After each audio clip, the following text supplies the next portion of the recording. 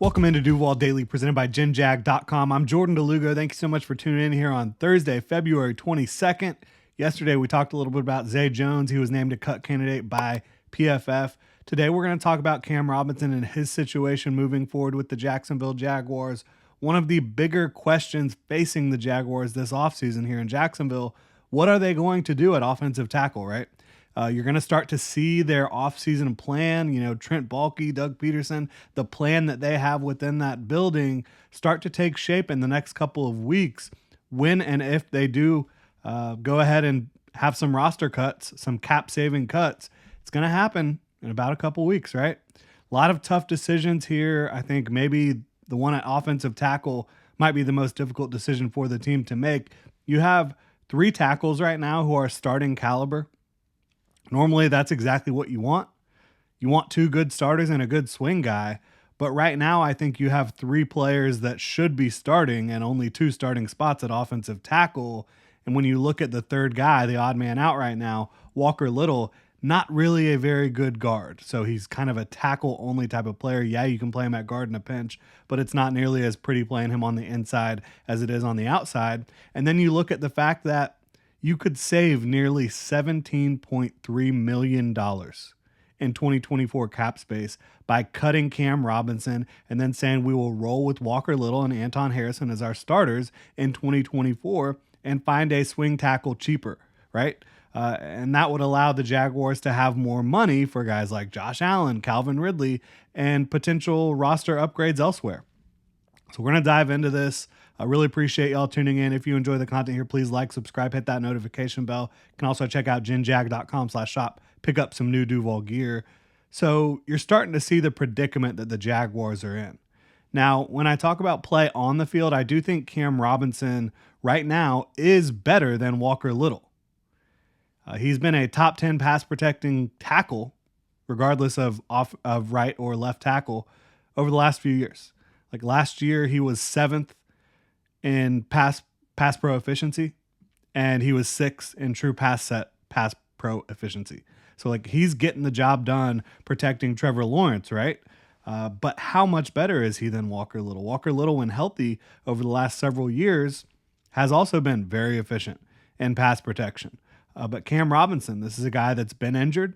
He's missed time each of the last 2 seasons with injuries. Also, with the suspension last year, he missed a good chunk at the beginning of the season. And during that time period, Walker Little was healthy and playing left tackle. And you didn't see this offense really skip a beat from a pass protection standpoint, which, make no mistake about it, in a Doug Peterson offense, pass pro is the name of the game. With Trevor Lawrence back there, right? Protect the investment. You're going to be a pass-first offense with Doug Peterson running the show. You didn't really see much of a drop-off. Now, Cam Robinson will turn 29 later this year in October. He's 28, so he's in the prime of his career right now. So what will the Jaguars do? I definitely do not believe they will keep him at his current cap number. I'd guess they either cut him outright, try to trade him, or restructure/extend his contract. One of the two there, restructure or extend. It's a big decision. There's no doubt about it. Cutting or trading, Cam Robinson would again save the team over $17 million in 2024 cap space. Could you find a trade partner? It would probably be a day 3 pick, if anything. He is expensive. He is on the final year of his deal. He's getting closer and closer to 30 years old. He has missed time with injury. He has been suspended, but he is a very good pass protector at left tackle and a tone setter. So there is some value to his skill set, to what he would bring to you if you're a team that's in a championship window that feels like you're a good left tackle away from really competing to win a Super Bowl, right? So teams in that mold are the teams that I think could potentially look at Cam Robinson and say, yeah, we could give up a day 3 pick to try to get a guy that's going to help us get over the top, right? Cutting him or trading him would be a tough pill to swallow for a lot of Jags fans, for a lot of his teammates, right? He is a tough, hard worker, a good football player, a guy that brings an edge out on the field. But again, this is a business. It's a tough business. One of the toughest businesses that you will see, right? It comes down to wins and losses. It comes down to dollars and cents. If you do cut Cam Robinson, then you also have to factor in that Walker Little is on the final year of his rookie deal in 2024. So then maybe tackle becomes a draft need, not only long term, but short term as well, because you also need that third guy. You need a swing guy. If you cut Cam Robinson and you want a cheap vet option for swing tackle, there will be options, certainly. There will be guys out there that you can bring in to be a swing tackle. Nothing that's going to get anyone fired up, and nothing that you're going to really drop a bag for. Because again, if you're cutting Cam Robinson, it's to get cheaper at the position. It's to be able to allocate resources elsewhere, not to bring in another guy that's going to cost some money, right? But for me, if you are cutting Cam Robinson, I think the best course of action would be to draft a tackle on the first 2 days, maybe even early day 3, right?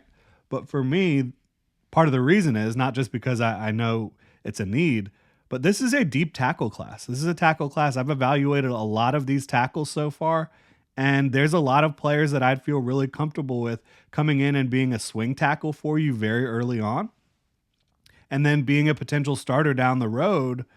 And there's also a lot of guys in this class, I think, that could potentially not only play tackle for you, but play on the interior for you where you also have a need right now, right?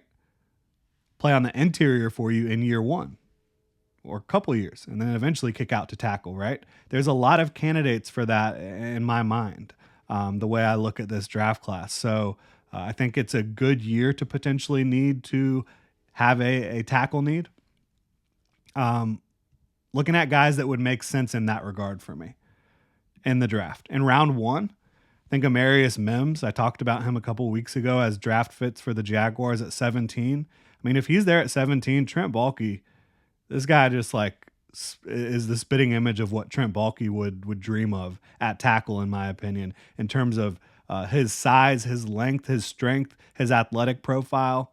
And despite not having played a ton at Georgia, I do think Amarius Mims is much less of a project than some of the other guys who are inexperienced but very athletic in this class and big with good length. You know, guys like Tyler Guyton, Patrick Paul, Kieran Amagaji, who we're going to talk about in the second round. So I think Amarius Mims would make a lot of sense. He's already a very good tackle, in my opinion. And I do think that he could play guard for you. He's just got that type of skill to be able to play anywhere. Maybe not center. I think he's too big for that. But I think he could play left tackle, right tackle, guard, whatever you need him to do. Talise Fuaga, who's a player, there's some mixed opinions on whether he's a tackle or guard. I think he can play tackle. I think he would be better at guard. I think that maybe is a perfect fit for what the Jaguars need here potentially in round 1. J.C. Latham is there as well. Definitely can play right tackle or guard for you. A guy that I do think needs some refinement, gets overly aggressive, gets out over his toes, ends up, falling off blocks, but unbelievably strong, very athletic, big, powerful football player that I think will help your football team. Especially you just get him coached up a little bit. I think he could be a really good fit, and a guy that is extremely young.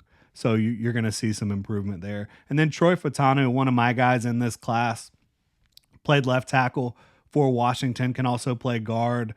This is a guy that makes a lot of sense for me as very athletic, very good pass protector, very aggressive as well. Sometimes you do see that get him into trouble, but overall a guy that might have the most advanced hand usage, and combine that with his athleticism and quickness, he does make a lot of sense for a Doug Peterson offense because he can get out in space and move, and he can pass protect at an extremely high level. So I think Troy Fautanu could make some sense there, and I do think he could play some guard for you.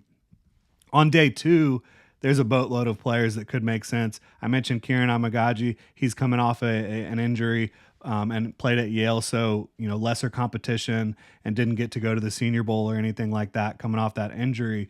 But a player who has all the traits and athleticism, has played tackle, has played guard, he could certainly make sense. Dominique Pooney, I think, has 5-position flex out of Kansas, a guy that could play tackle, guard, or center for you. He is tough as nails. He's got enough length for Trent Baalke, and a guy that I think that has the athleticism, really, to play tackle or guard or center. So would be a huge fan of being able to add him in the second round. Delmar Glaze is probably more of a third-round prospect. I do have a second-round grade on him him right now. I definitely think he could play guard or tackle for you. Jordan Morgan as well, another guy, came in with a little bit shorter arm, so maybe Trent Baalke would view him as a guard only, but I think he could play for you and be a swing tackle in a pinch. Kingsley Suamataia, out of BYU. He is a tremendous athlete with great size and length. I think Baalke would be all over that. Christian Jones out of Texas, very long arms. Roger Rosengarten, probably tackle only, but he could definitely be a swing tackle for you in year one. So there's a lot of options, and that's not even all the guys that are going to be available. And then there's even options into day 3 of this draft class that could make sense for the Jaguars. So that's why I look at this and say, yeah, you could spend money on a veteran, swing tackle if you decide to move on from Cam Robinson. But if you do move on from Cam, I think you just go draft one of these guys first couple days of the draft and you call it a day. But yeah, if the Jaguars want to save a whole bunch of cap, over $17 million by moving on from Cam Robinson, I get it. I really do. Personally, I wouldn't want to because that creates another need. I would want to extend him. I would kind of want to have him here during his prime years, which should be the next couple years. But again, I get it. I'd want to extend Cam, but that's just me. I don't think there is really a right or wrong way to play this one as long as you have a long and short-term plan in place. Because, yeah, I get saving the $17 million, allocating that elsewhere, and then just picking up a swing guy in the draft, and you feel good about Walker Little and Anton Harrison as your starters. I totally get that, for sure. But we'll see how it plays out here. Again, it's going to be a couple weeks when these cuts start rolling in, maybe even sooner. We will see how the Jaguars decide to play this out. What is Trent Baalke going to do with this Jaguars roster to try to get them over the top, right? This is a team that needs to contend in the AFC South, a team that needs to make the playoffs and win some football games in the playoffs. They are in a championship window with Trevor Lawrence on a rookie deal. That championship window, this version of the Jaguars, is not going to last very long because eventually you're going to have to pay Trevor Lawrence and then you're going to have to figure out ways to build more cheaply around him. I don't know if Trent Baalke is the man to do that, but right now he is the man in charge of the player personnel decisions for the Jacksonville Jaguars. Again, we'll see how it all plays out. Thank you so much for tuning in. If you enjoy the content, please like, subscribe, hit that notification bell. You can check out genjag.com/shop, pick up some new Duval gear. Y'all have a good one.